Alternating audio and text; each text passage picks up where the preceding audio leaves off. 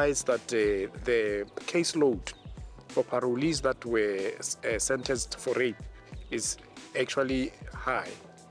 And we also realized that these parolees are actually residing within the same, locality. And we thought it is important then to come back and just have a discussion with the community on how we can work together to prevent crime and how we can make it a point that members of the community are safe.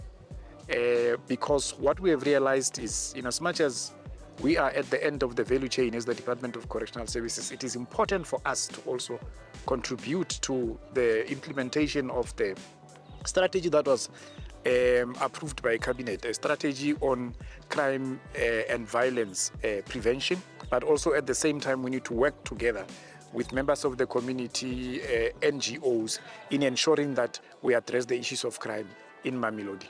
Inhloso yokuthi ngibe khona namuhla ngithembela ukuthi ukuhlangana kwethu nebe-correctional service makungabi in vain ngoba keep on meeting but kungabi nento ebonakalayo. That's why kufuze kube khona izinto ezenziwayo ukunceda lama former prisoners, ama-parolees, so to say, ukuthi baba integrated ngendlela right emphakathini. Yiko nje ngibuyela lapho ukuthi fuze babe skilled, and ama-company anjengala ama-private company nawo ama-stakeholders wentokanzi wama-company fuze babahayare ukhomba ukuthi babe nokuzithemba nabo ukuthi nangempela umphakathi usasidinga, then maybe singayi-minimize i-crime emphakathini wakithi. We are very much excited, Imbizo Correctional Services. Looking at the Imbizo, it will give a positive impact in our community because we need, as a community or as government, we must erase this ideology of our young people to see, when they see people who are doing crime, see them as their role model.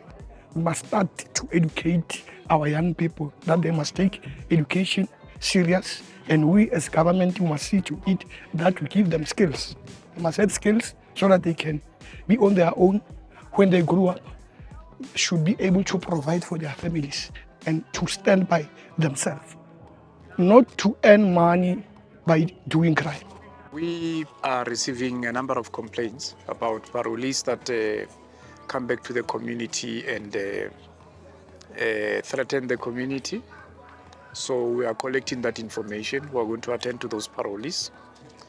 We are also getting, which is very interesting, offers from non-governmental organizations that actually exist within the community who are assisting parolees who are also participating in crime prevention initiatives.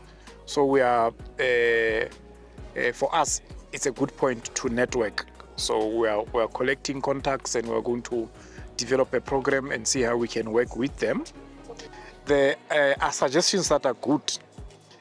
For instance, we have members of the community that are saying we need to focus on juveniles. We need to focus on teaching the boy child and the girl child about their rights and that how can they coexist, without seeing each other through the lenses of gender.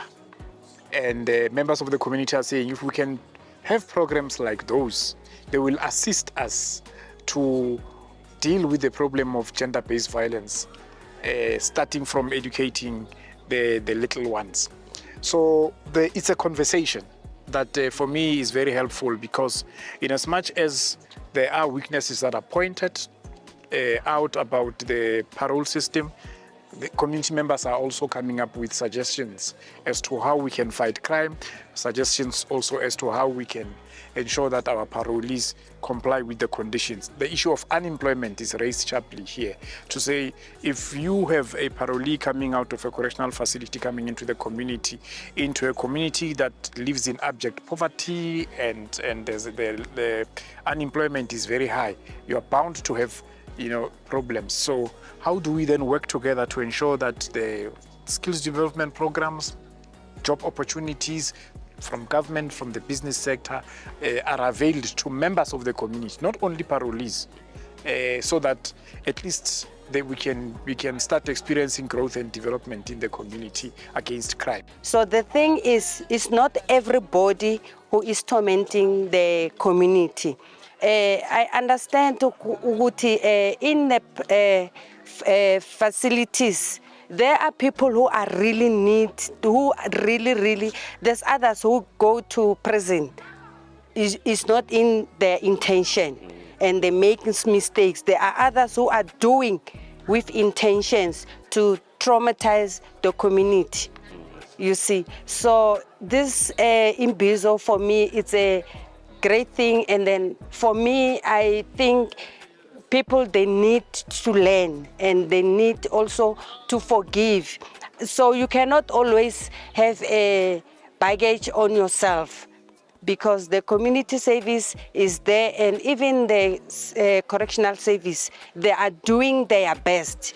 Because when they came out, they go through with their old friends. They don't consider what the rehabilitation that they taught them to the present. There are others really, they don't want to go back there because they know when they go there. Others, they are not going there because they've done something. Others, is just a mental state. You understand? So this Imbizo is very, very good. And then now we are understanding what is the correctional service is doing to our brothers, to our sisters, so that we can learn that to go there is not a asemayemo. I'm here attending the Imbizo of Department of Correctional Services as an ambassador of Department of Correctional Services. Yeah, I'm very happy to be part and parcel of this initiative. But the reason behind everything is to make sure that we help people with rehabilitation, correction, and integration. Anyway, I spent a decade and a half in prison, but nonetheless, while I was in prison, I managed to do the correction in a correct manner. I came across with this program, the Drug-Free World. Then I graduated from this program. Then I saw this very much important to take this program to my community when I was released in 2021.